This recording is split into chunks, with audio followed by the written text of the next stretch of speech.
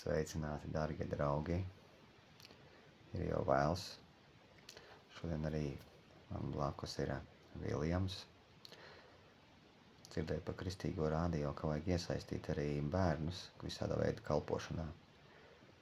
Šoreiz viņš man palīdzēs telefonu turēt un atbalstīs ar savu klātbūtni. Tāpēc virsraksts, ļoti svarīgs virsraksts, kas ir šie vīrusi, šīs nāvējošās slimības, kas atņem cilvēkiem dzīvības, un Bībeles kontekstā. Tas viss Bībeles kontekstā, ko par to saka Bībele. Kas ir šīs nāvīgās slimības, no kurienes viņas rodās. Un pateikšu, tad, kas bija šis Covid-19, daudz cilvēki bija satrakojušies, nobijušies, bailēs, kurš skrēja vakcinēties, kāds muka no vakcīnas. Katrā gadījumā bija šķelšanās, nemiers cilvēku vidū, daudz baidījās nomirt,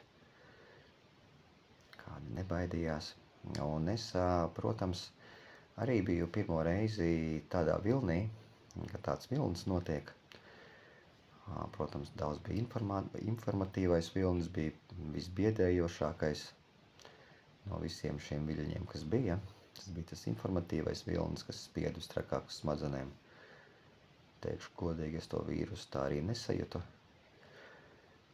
Paldies Dievam, bet es sāku analizēt šo situāciju. Sāku domāt, un man atnāca tāda atklāsme, kad caur gadsimtiem ejot, ir daudz bijuši visādi vīrusi, visādas sērgas, un visādu veidu cilvēki gājuši bojā. Bet tajā pašā laikā, kas ir interesanti, tajā laikā, ka vienmēr ir plosījusies kaut kāds mēris vai kaut kas ir plosījies, viņš nevarēja paņemt visus cilvēkus. Viņš paņēma kaut kādu, katrs vīrus, kas nāca, vai katra slimība, kas nāca, kas bija nāvējošām sakām, viņa bija spējīga paņemt tikai kaut kādu cilvēku grupu. Ne visus, bet tikai kaut kādu daļu. Tajā pašā laikā kāds varēja būt blakus nāvīgi slimam, un viņam vispār nekā nebija. Un tāpēc es sapratu, ka katrai slimībai ir tā kā misija, ko viņai jāpaņem.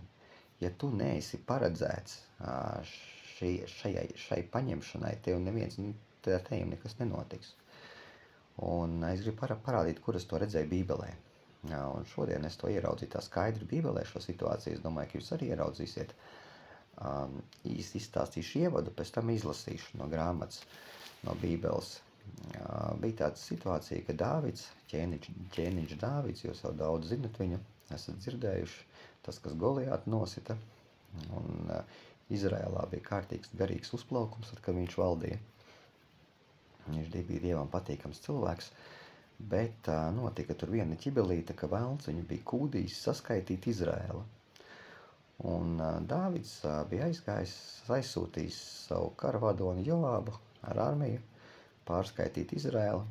Un tad, kad viņš saņēma pēc 9 mēnešiem un 20 dienām šo atbildi, cik Izrēlā ir cilvēki spējīgi karot, tad pa Dāvidu nāca tāda nožēla. Viņš saprata, ka viņš izdarīs nepareizi. Viņš teica, Dievs tā kā piedod un tādā veidā. Un tagad es palasīšu no Bībelītes, un Viljam, tev būs iespēja pakalpot ar statīvu turēšanu, bet skaties tā, lai es esmu kadrā un to arī.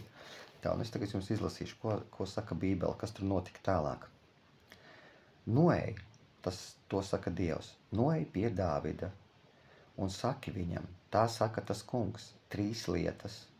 Es tev lieku priekšā, izvēlies vienu no tām, un es tev to darīšu. Tad Gads nogāja pie Dāvida un teica viņam sacīdams, vai lai tev par sodu tava zeme top piemeklēta ar 3 bada gadiem, jeb vai tu gribi 3 mēnešus slapstīties no saviem vajātājiem, jeb vai tu gribi, lai 3 dienas tavā zemē plosās mēris. Pārdomā labi un apsver, kādu atbildi, lai es tam dodu, kas šo pavēli ir devis un mani sūtījis. Tad Dāvids sacīja Gadam, man ir ļoti lielas bailes, es labāk vēlētos krist tā kunga rokā, jo bezgalīga ir viņa žēlastība, bet es gan nevēlētos krist cilvēku rokā. Tad tas kungs lika Izraēlā plosīties mērim no rīta līdz noliktajam laikam, un no tautas nomira no Dana līdz Beršabai pavisam 70,000 cilvēku.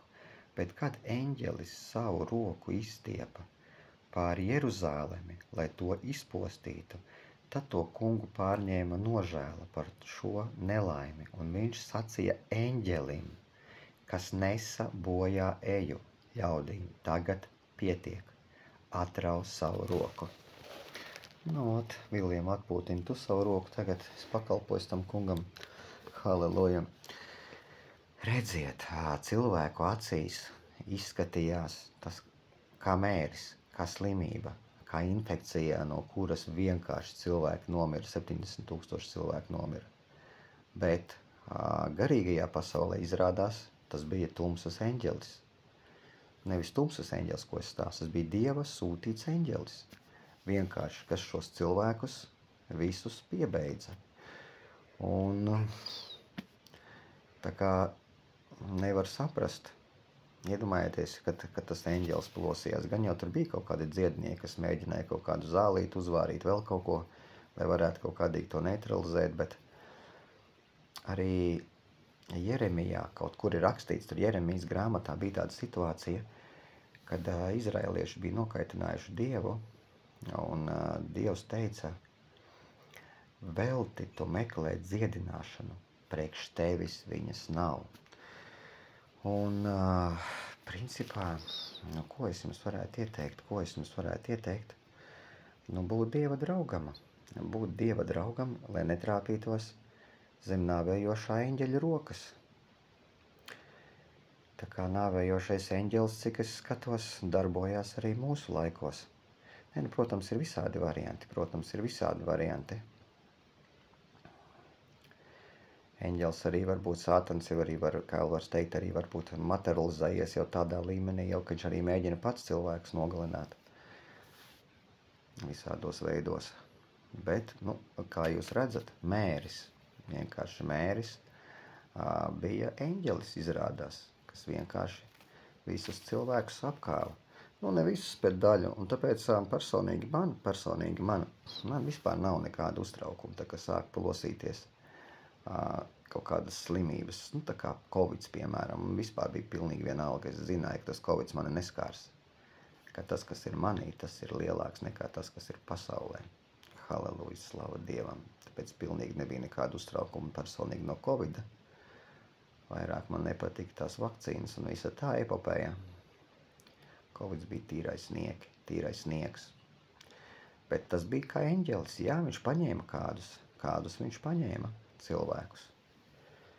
Tā kā eņģelis visu laiku staigā un kādu paņem. Halleluja. Tā kā es domāju, vislabākais ir būt Dieva draugam.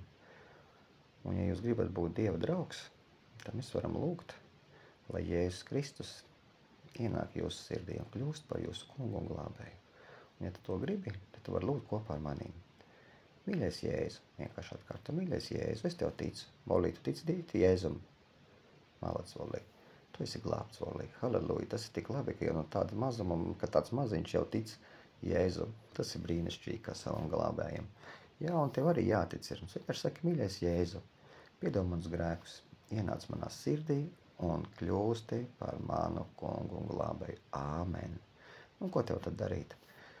Tad tev jādabūni bībelīti kaut kur, vēlams jaunā derība un jāsāk viņu studēt. Studēt bībelī, Dievs tev runās tādas interesantas lietas, kuras tu pat nekad nebūsi zinājis.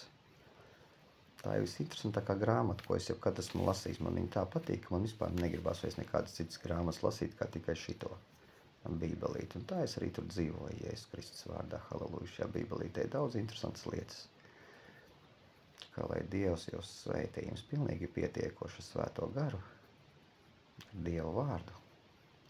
Protams, arī labi ir sadraudzība ar brāļiem un māsām, kur mēs slavējam un pielūdzam tēti, Jēzu un svēto garu. Tā kā visiem čau, lai Dievs jūs svētī. Halleluja. Netrāpīties zem eņģeļa zobena. Āmen.